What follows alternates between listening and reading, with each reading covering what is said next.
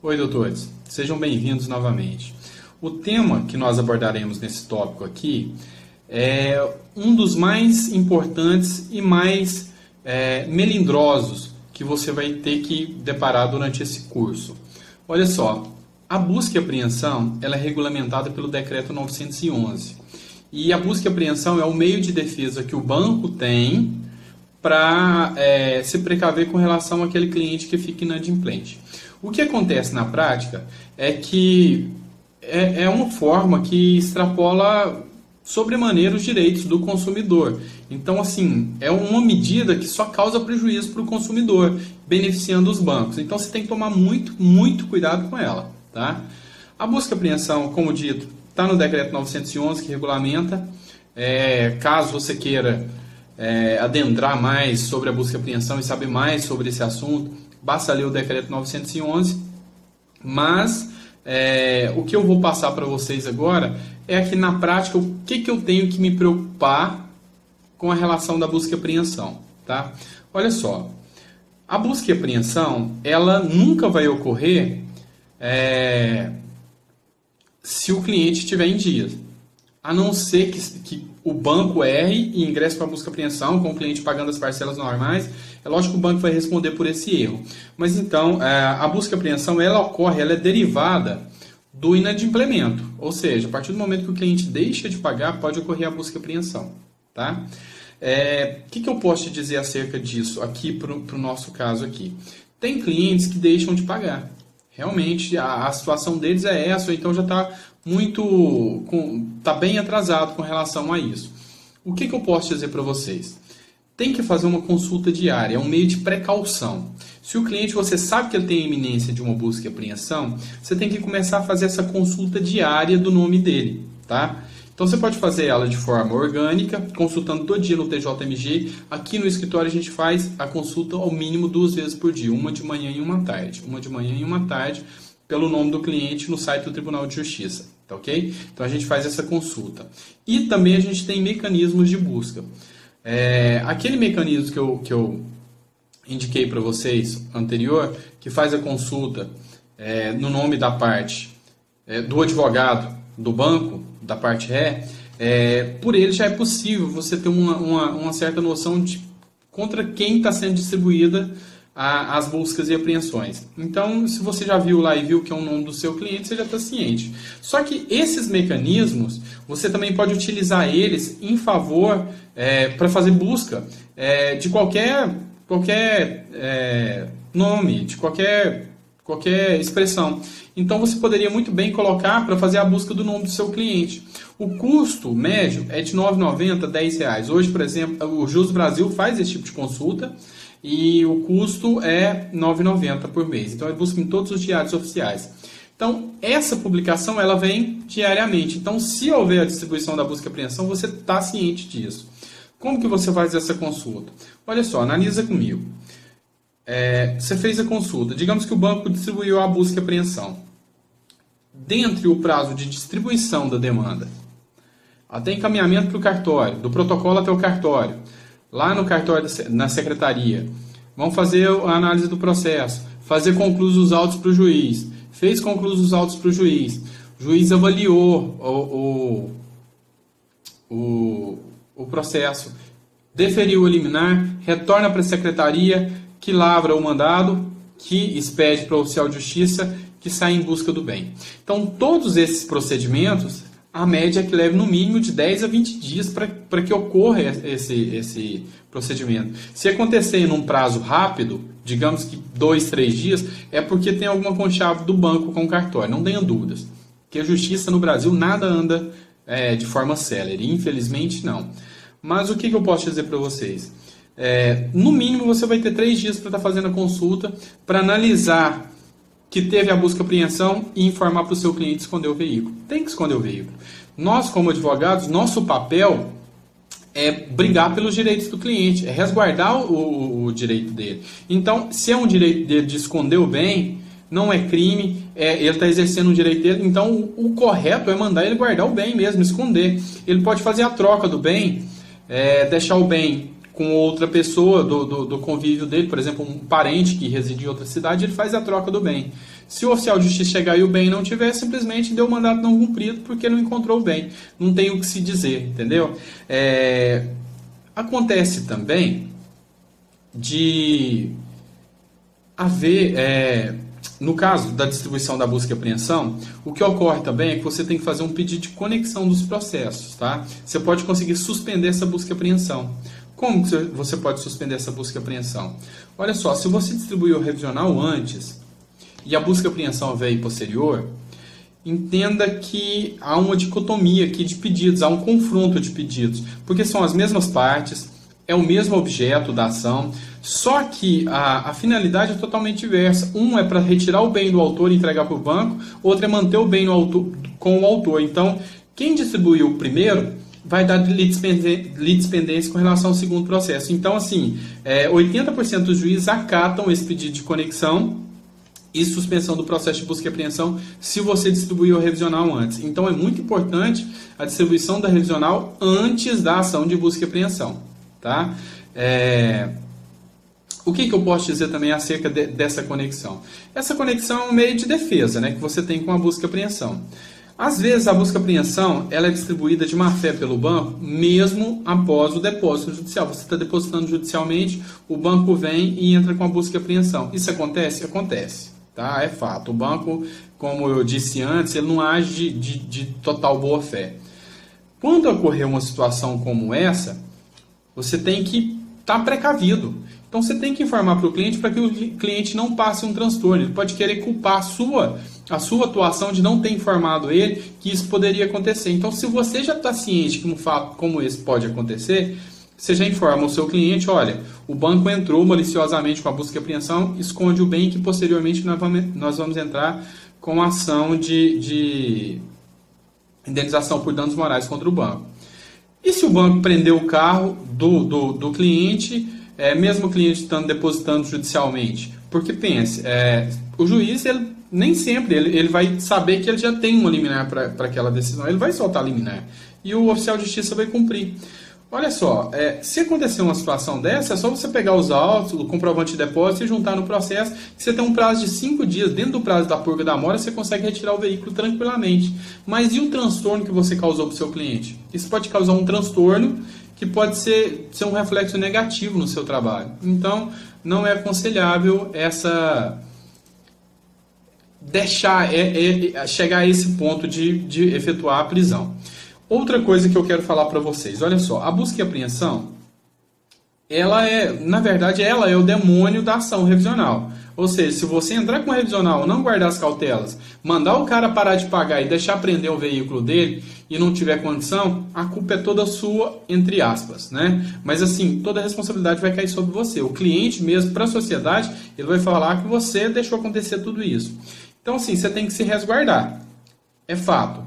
Mas, por outro lado, você pode usar a busca e apreensão a seu favor. A busca e apreensão, além de você poder consultar pela OAB do advogado do banco as buscas e apreensões para poder fazer a captação dos clientes, ir atrás dos clientes, fazer a divulgação do seu trabalho, você também pode usar esse argumento como um gatilho mental para estar fechando as ações com seus clientes. Ou seja, o cliente, a partir do momento que existe a busca e apreensão e ele ainda não fechou com você, a revisional já não é mais uma faculdade para ele, é uma necessidade. Então você pode usar esse argumento a seu favor como gatilho mental. Então você pode trabalhar em cima disso, especificando para ele que ele pode perder o bem, que se ele não perder o bem, que se ele não entrar com a defesa, ele vai perder o bem, que você está fazendo a consulta para ele e tudo, entendeu? Então, assim, é uma boa arma para você forçar o cliente a estar fechando o contrato contigo e estar entrando com a revisional, tá? Então, doutores, acerca da busca e apreensão ainda, a matéria de defesa que você vai utilizar, você pode utilizar algumas questões de defesa. Você acha todo o conteúdo na internet? A gente tem algum conteúdo aí também? Então, doutores.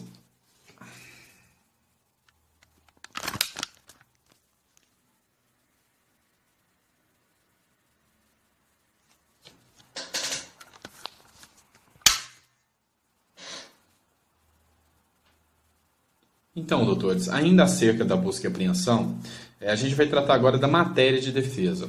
Eu vou falar para vocês a nossa matéria de defesa, mas tem muita questão, material jurídico em cima disso, jurisprudência que vocês podem utilizar nas peças de vocês, tá? A primeira matéria de defesa que a gente pode questionar é a reconvenção, tá? Você pode fazer sua defesa com base numa reconvenção. Não é o aconselhável, não é o que eu faço, tá? É a regra que eu entro com a revisional mesmo. Pode até acontecer da revisional ficar suspensa por causa da busca e apreensão. Já aconteceu, não é normal não, porque o banco não tem essa cautela de pedir a conexão dos processos, mas já aconteceu comigo. Mas o juiz aceitou a inicial e o meu negócio era fechar o acordo extrajudicial. Acabei que eu fechei o acordo extrajudicial e para mim não fez diferença nenhuma, mas é uma matéria, é a reconvenção, tá bom? Constituição em mora, tá?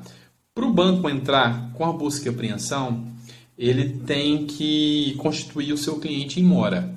Ou seja, o seu cliente tem que ter recebido uma notificação extrajudicial no endereço e o banco, quando distribuir a busca e apreensão, ele tem que juntar isso no processo, essa prova da notificação.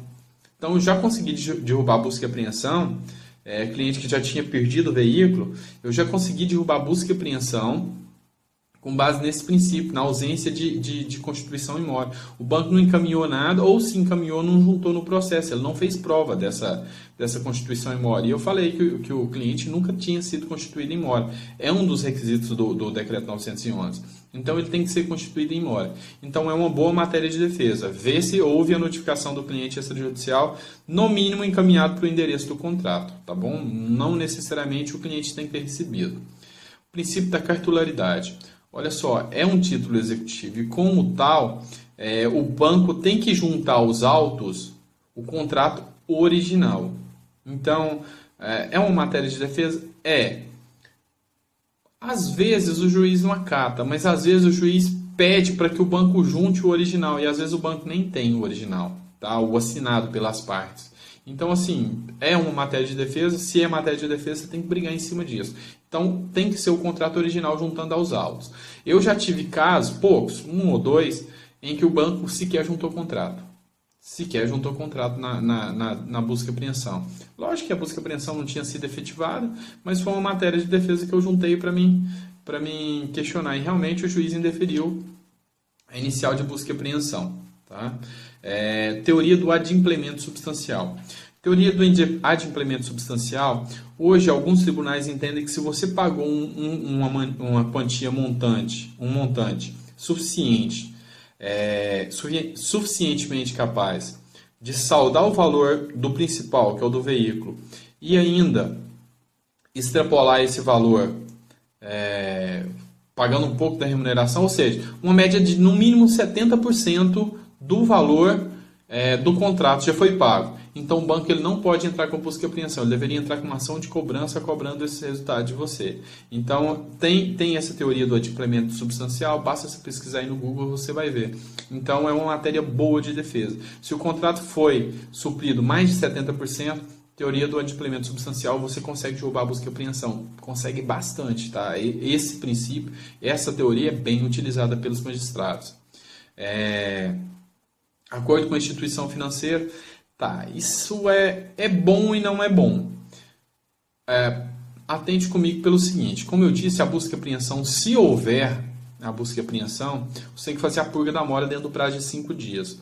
O que ocorre é que alguns magistrados entendem que a purga da mora é o valor total do contrato, ou seja, a dívida toda que você tem com o banco. Então você tem que ir lá e quitar, senão você não consegue pegar o banco, você tem que fazer essa purga da mora. É complicado. Não nego que é complicado você fazer isso. Às vezes o cliente não tem esse recurso. Tá? Então, outra possibilidade, em vez de fazer a purga da mora, é você fazer o acordo direto com a instituição financeira. Só que o grande problema aqui é que a instituição financeira ela não vai cobrar só o valor das parcelas em atraso. Ela vai cobrar todos os valores das parcelas em atraso, ela vai cobrar taxas pra caramba. Então, resumindo, digamos que você está devendo 10 mil reais. 10 mil reais. Você tem um saldo devedor falta ainda 40 mil reais para você quitar o carro. mas 10 mil está em parcela em atraso, certo? Se você for fazer o acordo com o banco depois que houve a busca e apreensão para recuperar, não estou falando de acordo extrajudicial de quitação, que é aquele outro acordo que a gente falou, não. Eu estou falando agora de acordo para pegar o bem de volta depois de uma busca e apreensão. Se você fizer um acordo para recuperar o bem de uma busca e apreensão, se você deve, por exemplo, 10 mil reais de parcela em atrasado, o banco vai te cobrar 23, 24 mil. Tá? Então, é além do valor da dívida, mais que o dobro. Mas você consegue o veículo de volta. Às vezes você vai tomar um prejuízo bem maior. Então, às vezes, compensa você fazer esse acordo com a instituição financeira se você não consegue fazer a purga da mora. E a purga da mora é o que eu falei para vocês. A purga da mora é, dentro do prazo de 5 dias, você tem direito de saldar as parcelas em haver. Tá? Só que aí, como eu disse, tem magistrado que entende dessas parcelas vencidas tudo. O vencimento antecipado de todas as parcelas. E é meio complicado, tá? Você fazer a purga da mora. Agora tem magistrado que não. Então, assim, se o valor não for tão alto, você pode tentar fazer o depósito do valor, ou primeiro diligenciar com o juiz, lógico, né? Você vai diligenciar com o juiz para ver se o juiz acaba, ou então você tenta fazer o depósito judicial para ver se o juiz libera o veículo para você. Costuma acontecer dessa liberação do veículo, tá? Então, essas são as matérias de defesa. Outra questão também, ainda sobre a busca e apreensão, que eu tenho que explanar com vocês, é a questão da busca e apreensão indevida. Olha só, isso aqui remete lá àquele primeiro vídeo dos benefícios que eu falei com vocês. A questão é a seguinte, o banco ele não tem um controle, tá? Ele não tem aquele controle. Muitas das vezes, seu cliente ou a pessoa que te procura, às vezes não tem nem a revisional ainda, está com as parcelas em dia, mas devido à falta de troca de informação com o banco, ocorre a busca e apreensão. Já peguei vários casos aqui, assim.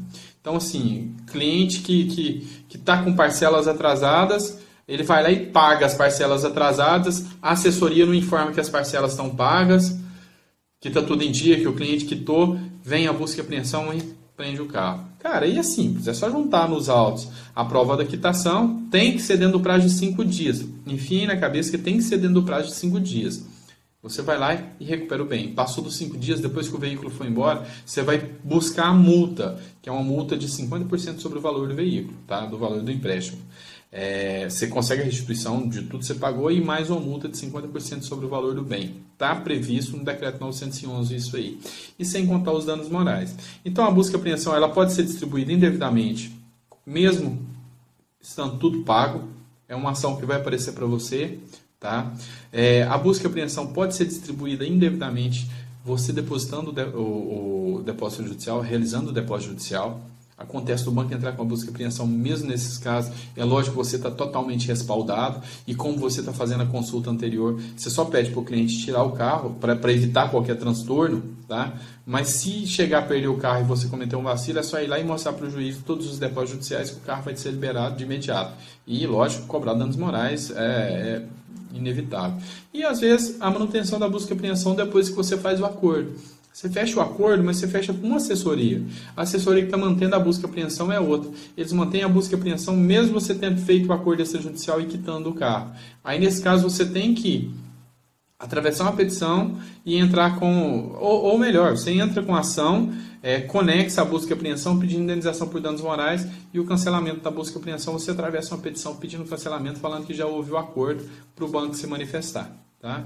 Então, esses são os pontos que eu tenho para explanar com vocês acerca da busca e apreensão. Eu espero que vocês tenham gostado, tenham absorvido bastante informação, porque esse é o tópico mais importante, é o que você tem que ter mais cautela dentro do nosso curso, é a busca e apreensão. Tá? Então, aguardo vocês até o próximo vídeo.